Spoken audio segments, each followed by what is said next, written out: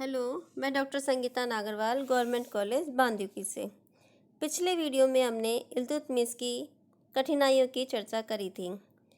इस वीडियो में हम इल्तुतमिश की कठिनाइयों का समाधान, इल्तुतमिश ने अपने समक्ष आने वाली कठिनाइयों का समाधान या निवारण किस तरह से किया, इसकी चर्चा करेंगे। तो हमने पिछले वीडियो में बताया था कि इल्तुतमिश की सबसे प्रमुख समस्या तुर्क अमीरों की समस्या थी। अब इल्तुतमिश के सबक समस्या ये थी कि वो इन अमीरों का दमन किस तरह से करे। तो सबसे पहले इल्तुतमिश ने अधिकांश विरोधी तुर्कों को मौत के घाट उतार दिया। जो बच गए उन्होंने इल्तुतमिश की अधीनता स्वीकार कर ली।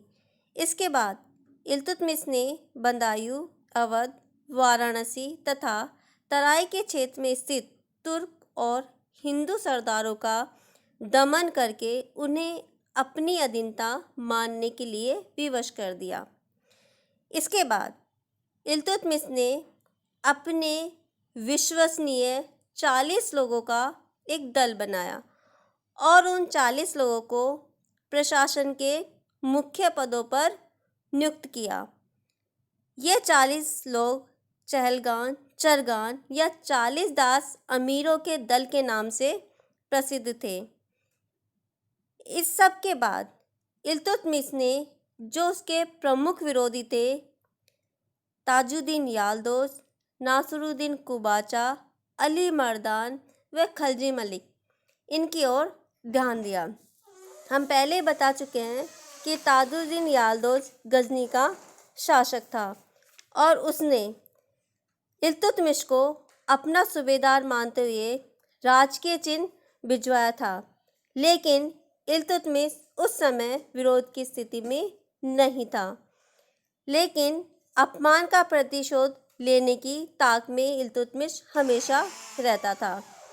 याल्दोज ने कुबाचा पर आक्रमण किया। इल्तुतमिश को मौका मिल गया। याल्दोज ने कुबाचा पर आक्रमण कर लाहौर तथा पंजाब के कुछ क्षेत्रों पर अधिकार जमा लिया था। स्थिति का फायदा उठाते हुए इल्तुतमिश ने सुरसती, कोहराम और भटिंडा पर अधिकार कर लिया। 1215 में ख्वारिज़म के शाह ने याल्दोज को पराजित कर गजनी पर अधिकार कर लिया। याल्दोज गजनी से भागकर भारत की ओर आया और उसने भारत में लाहौर पर आक्रमण किया और थानेश्वर तक पंजाब पर अधिकार कर लिया। याल्दोज का इरादा दिल्ली पर आक्रमण करने का था, अतः इल्तुतमिश ने आगे बढ़कर उसका सामना करने का निश्चय किया और तराइन के ऐतिहासिक मैदान पर दोनों पक्षों में घमासान युद्ध हुआ, जिसमें याल्दोज पराजित हुआ और बंदी बना लिया गया। कुछ दिनों बाद याल्दोज का वध कर दिया गया। इस वजह से इल्तुतमिश को दोहरा लाभ हुआ। एक, उसका सबसे बड़ा प्रतिद्वंदी और सिंहासन का दावेदार समाप्त हो गया। दूसरा, भारत का मुस्लिम राज्य गजनी के प्रभुत्व से हमेशा के लिए मुक्त हो गया। इल्तुतमिश का अगला प्रतिद्वंदी था नासरुद्दीन कुबाचा, जो सिंध व मुल्तान का शासक था। कुबाचा गौरी का दास था और गौरी ने इसे उच्च का सूबेदार बनाया था। आगे कुबाचा ने मुल्तान, सिबिस्तान तथा समस्त सिंध प्रदेश पर अपना अधिकार जमा लिया था। इसने ऐबक की बहन से विवाह कर उसकी अधीनता स्वीकार कर ली थी, लेकिन ऐबक की मृत्यु के बाद इसने अपने आप को स्वतंत्र घोषित कर छत्र धारण कर लिया था। यह इल्तुतमिश का प्रबल प्रतिद्वंदी था। यह अपने आप को कुतुबुद्दीन ऐबक का उत्तराधिकारी मानता था। गजनी के याल्दोज ने कुबाचा पर आक्रमण किया था और लाहौर छीना था, लेकिन इल्तुतमिश द्वारा तराइन के मैदान में याल्दोज को हराने के बाद कुबाचा ने स्थिति का फायदा उठाते हुए लाहौर को पुनः जीत लिया, लेकिन 1217 में इल्तुतमिश ने कुबाचा को हराकर लाहौर को जीतकर अपने साम्राज्य में मिला लिया। इल्तुतमिश से हारने के बाद कुबाचा ने इल्तुतमिश की अधीनता स्वीकार कर ली। इधर मंगोल आक्रमणों से परेशान होकर ख्वारिज्म के जलालुद्दीन मकबरनी भारत की ओर भाग आया और इसने कुबाचा से पंजाब छीन लिया और इस क्षेत्र में लूटपाट की। मंगोल चंगेज खां जलालुद्दीन का पीछा करता करता भारत आ गया और भारत में उसने मुल्तान को जी भरकर लूटा। लेकिन चंगेज खां व जलालुद्दीन के भारत से जाने के बाद इल्तुतमिश ने उच्छ व मुल्तान पर आक्रमण किया।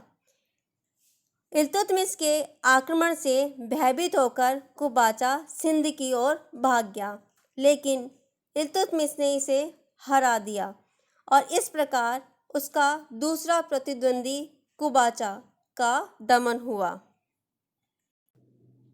अब देखिए बंगाल। ऐबक की मृत्यु के बाद बंगाल का सूबेदार अली मर्दान एक स्वतंत्र शासक बन बैठा और उसने दिल्ली को वार्षिक कर भेजना बंद कर दिया। उसने सुल्तान अलाउद्दीन की उपाधि धारण की और अपने नाम का खुतबा पढ़वाया।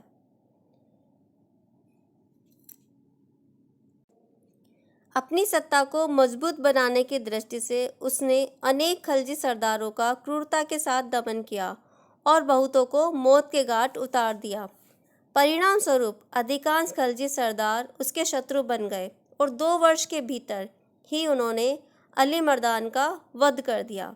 इसके बाद उन्होंने हिसामुद्दीन इवाज को अपना शासक बनाया। इवाज ने सुल्तान गयासुद्दीन की उपाधि धारण की। इवाज ने बिहार पर आक्रमण कर उस पर अपना अधिकार कायम किया। इसके बाद उसने पड़ोसी राज्यों जहाजनगर, तिरहुत तथा कामरूप के विरुद्ध सफल अभियान किया। इन विजयों से उसकी स्थिति सुदृढ़ हो गई और उसकी महत्वाकांक्षा बढ़ने लगी। इल्तुतमिश प्रारंभ से ही पूर्वी भारत पर निगाह रखे हुए था, परंतु उत्तर पश्चिमी सीमांत संकट के कारण कोई कार्रवाई नहीं कर पाया। चंगेज खां की वापसी से राहत मिलते ही उसने एक शक्तिशाली सेना के साथ पूर्व की ओर अभियान किया। बिना किसी प्रतिरोध के दक्षिणी बिहार पर उसने अधिकार कर लिया। इसके बाद वह मंगोल की तरफ बढ़ा। यद्यपि इवाज ने युद्ध की तैयारियां कर रखी थी, परंतु ठीक समय पर उसने अपना निर्णय बदल लिया और इल्तुतमिश के साथ संधि कर ली। संधि के अनुसार इवाज ने इल्तुतमिश की अधीनता स्वीकार कर ली और बिहार का क्षेत्र इल्तुतमिश को सौंप दिया। वार्षिक कर चुकाने का वचन दिया और स्वतंत्र शासक के राजकीय चिन्हों और उपाधियों को भी त्याग दिया। इससे संतुष्ट होकर सुल्तान इल्तुतमिश वापस लौट गया। लौटते समय वह मलिक जानी को बिहार का सूबेदार नियुक्त कर गया, लेकिन इल्तुतमिश के लौटते ही इवाज ने बिहार पर आक्रमण कर दिया और मलिक जानी को खदेड़कर बिहार को पुनः अपने अधिकार में ले लिया।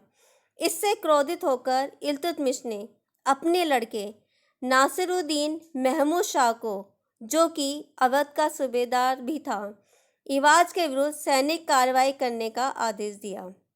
महमूद शाह एक योग्य पराक्रमी युवक सेनानायक था और अवध के हिंदू सरदारों का दमन करके काफ़ी यश कमाया था। 1226 ईस्वी में जब इवाज पूर्व की ओर किसी अन्य युद्ध में उलझा हुआ था, तो नासिरुद्दीन महमूद ने अचानक तेजी के साथ इवाज की राजधानी लखनौती पर आक्रमण कर उस पर अधिकार जमा लिया। इवाज ने पलटकर नासिरुद्दीन पर आक्रमण किया, परंतु वह युद्ध में मारा गया और बंगाल पर दिल्ली सल्तनत का अधिकार हो गया। परंतु इल्तुतमिश ने बंगाल का शासन भी महमूद को सौंप दिया। 1229 ईस्वी में